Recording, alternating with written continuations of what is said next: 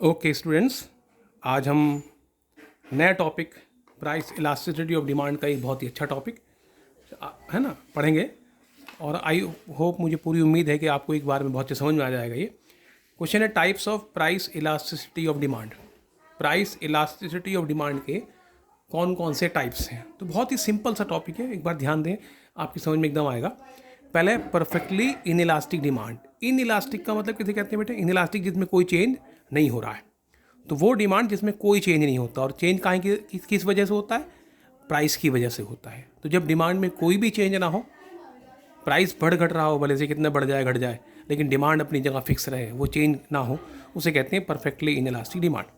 बहुत सिंपल सी डेफिनेशन लिखी हुई है, when there is no change, जब कोई चेंज ना हो इन डिमांड, डिमांड में, with the change in price, price में चेंज होने की वजह से, demand for such commodity is called perfectly inelastic demand. उसे हम क्या कहते हैं? उसे हम कहते हैं परफेक्टली इनइलास्टिक डिमांड। समझ में आया? When there is no change in demand, जब डिमांड में कोई चेंज ना हो, with the change in price, price में चेंज होने की वजह से, demand for such commodity is called perfectly inelastic demand. उसे हम परफेक्टली इनइलास्टिक डिमांड कहते हैं। अब हम इसको पहले टेबल बनाया, जैसे हमने ये बनाया, शेड्यूल बनाया, प्राइस ले लिया हमने 100, 200, 300। उसके बाद डिमांड, इस डिमांड तो आपको कांस्टेंट रखनी, चेंज ही नहीं होने की, 100, 100, 100। ठीक, अब इसका डायग्राम कैसे बनाएंगे? पहले ओ एक्स खींच देंगे, ये हो गया हमारा क्वांटिटी, डिमांड एरिया यूनिट्स, इन यूनिट्स हो जाएगा, ये हो जाएगा प्राइस इन रुपया हो जाएगा। ठीक है, अब हमने ये बेस ले लिया, इसका सीधी लाइन खींच दी, सीधी डी डी डिमांड, ये डी डी हो गया हमारा। ठीक है, डिमांड हो गई हमारी, है ना। अब इसमें क्या करा, ये हमने बेस प्राइस यहाँ दिया, एक बार प्राइस बढ़ा दिया डॉट डॉट से, और एक बार प्राइस हमने नीचे घटा दिया। लेकिन डिमांड आप देख रहे हैं, डिमांड वहीं की वहीं है। भाई ये ओ क्यू है, तो ओ क्यू पर ही है डिमांड हमारी। प्राइस बढ़ रहा है, प्राइस घट रहा है, but demand is constant, demand constant है, दैट इज ओ क्यू, वो ओ क्यू है। ये कहलाती है परफेक्टली इनइलास्टिक डिमांड। और आप देख रहे हैं डिमांड में कोई चेंज नहीं हुआ, डिमांड, तो डिमांड हो जाएगी ई डी, क्या हो गया इसमें, ई डी हो जाएगा ज़ीरो। नेक्स्ट है इसका अपोजिट, इनइलास्टिक का opposite elastic, perfectly elastic demand. Perfectly elastic demand क्या होगी? When there is change in demand, जब डिमांड में चेंज होगा, with no change in price, price में कोई चेंज नहीं होने का। Demand for such a commodity is called perfectly elastic demand. उसे हम परफेक्टली इलास्टिक डिमांड कहेंगे।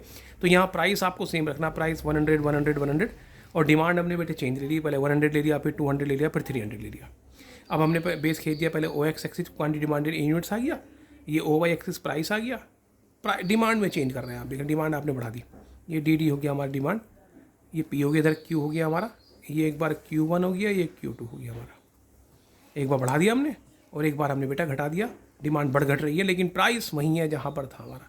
क्या कहलाएगी? परफेक्टली इलास्टिक डिमांड कहलाएगी ये।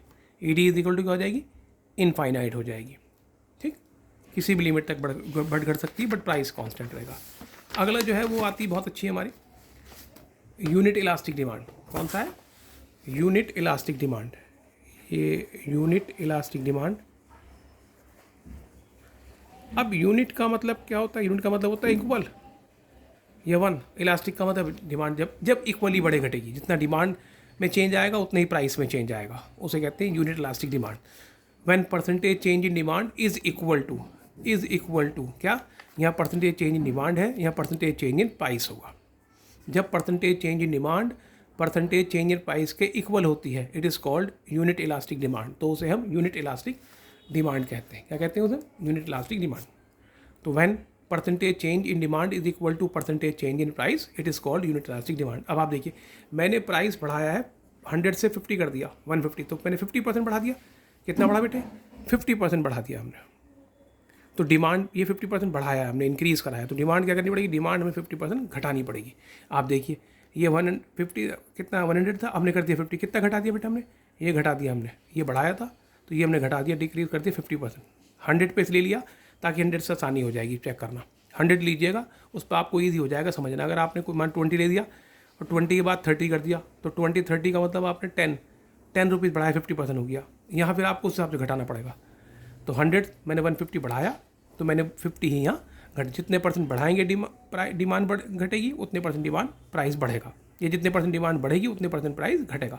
वो हमारी मर्जी, कुछ भी दिखा सकते हैं आप। चेंज दिखाना है, चेंज का मतलब राइज और फॉल कुछ भी ले सकते हैं। अब जैसे ये लिया हम डायग्राम बनाया, ओ एक्स एक्सिस क्वांटिटी डिमांड लिया हमने, ओ वाई एक्सिस प्राइस लिया, ये बेस ले लिया हमने, पहले ये बेस ले लिया हमने।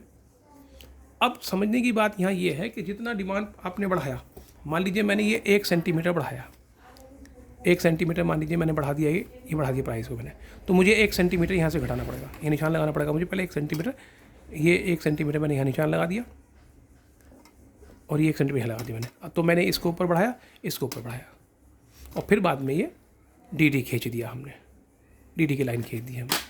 ये समझने की, जितना बढ़ाएंगे प्राइस उतनी डिमांड घटाएंगे, जितना प्राइस घटाएंगे उतनी डिमांड बढ़ाएंगे। इक्वल रखना आपको। अगर ये ज़रा सी भी गड़बड़ हो गई आपकी, ये बराबर 1 सेंटीमीटर, तो ये भी 1 ही होना चाहिए। ये 1.5 है, 1.5, तो that must also be 1.5। It is 2, it is that must be 2। अब वो बढ़ाना घटाना कुछ भी कर सकते हैं, ठीक है। उसके बाद फिर अगला लिया हमने ग्रेटर इलास्टिक डिमांड, ठीक है। अब ग्रेटर इलास्टिक डिमांड का मतलब क्या है? तो इसमें क्या, ग्रेटर का मतलब ज़्यादा, मोर, इसे मोर इलास्टिक डिमांड भी कह सकते हैं, ग्रेटर इलास्टिक डिमांड भी कह सकते हैं, हाई इलास्टिक डिमांड भी कह सकते हैं। 1% change of demand is greater, यहाँ इक्वल टू लिखा था, अब यहाँ आप ग्रेटर कर देंगे बस, और लेस इलास्टिक में लेस वर्ड कर देंगे, सेम डेफिनेशन बन जाएगी। 1% change in demand is greater than percentage change in price it is called, ठीक है, is called as greater elastic demand. अब जैसे मैंने प्राइस 100 से 150 लिया, कितने परसेंट बढ़ा दिया? 50% बढ़ा दिया, तो मुझे 50% से ज़्यादा ये घटाना पड़ेगा। ये 100, ये ले लिया मैंने 30, तो कितना घटा दिया? ये 70% मैंने घटा दिया इसको। ये 50% बढ़ाया है प्राइस, लेकिन डिमांड घटाई है 70%, तो ज़्यादा हो गया, मोर हो गया।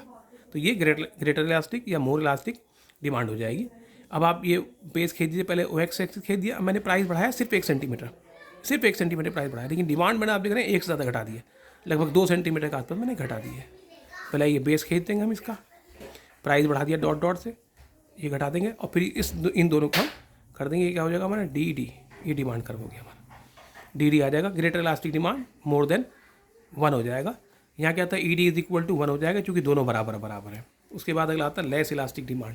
लेस इलास्टिक डिमांड में बस यहाँ लेस वर्ड लिखा जाएगा। 1% change in demand is less than percentage change in price, it is called less elastic demand. वो लेस इलास्टिक डिमांड हो जाएगी हमारी।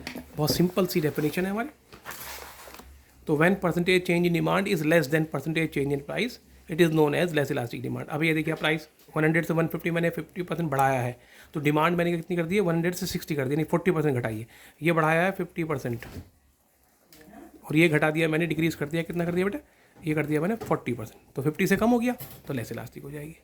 अब कैसे करेंगे? ये OX एक्सिस खींचा हमने डिमांड, ये OX प्राइस खींचा, ये बेस ले दिया हमने प्राइस को बहुत ज़्यादा बढ़ा दिया, प्राइस बढ़ा दिया, डिमांड हमने कम घटाई है, तो प्राइस बढ़ाया हमने लगभग 2-2.5 सेंटीमीटर है और डिमांड घटाई है हमने सिर्फ 1 सेंटीमीटर। ये कुछ भी मर्जी आप बढ़ाना घटाना कुछ भी ले सकते हैं, तो ये हो जाएगा हमारा लेस इलास्टिक डिमांड। तो ये था हमारा types of elasticity of demand, है ना। एक क्विक रिकैप देख लेते हैं इसका। परफेक्टली इलास्टिक डिमांड में क्या होगा? इनफाइनाइट डिमांड होगी, सेम चली जाएगी, ठीक है। परफेक्टली इलास्टिक में क्या होगा? ED इज इक्वल टू 1 होगा, same demand as all prices, सारे प्राइस सेम रहेगी। हाई में percentage change in demand more than percentage change in price होगा, लेस में percentage change in demand less than percentage change in price होगा, और unit में दोनों इक्वल हो जाएंगे। यानी तीनों डेफिनेशन, ये तो 3 हमारे सेम डेफिनेशन से बन रहे हैं, एक ही बात चल रही है बस। एक यूनिट में इक्वल करना है, लेस में लेस करना है, मोर में मोर करना है ना। तो आई होप ये बात आपको क्लियर हुई, है ना। नेक्स्ट वीडियो में नेक्स्ट टॉपिक पढ़ेंगे, तब तक के लिए इसे बहुत ध्यान से अच्छे से पढ़ें।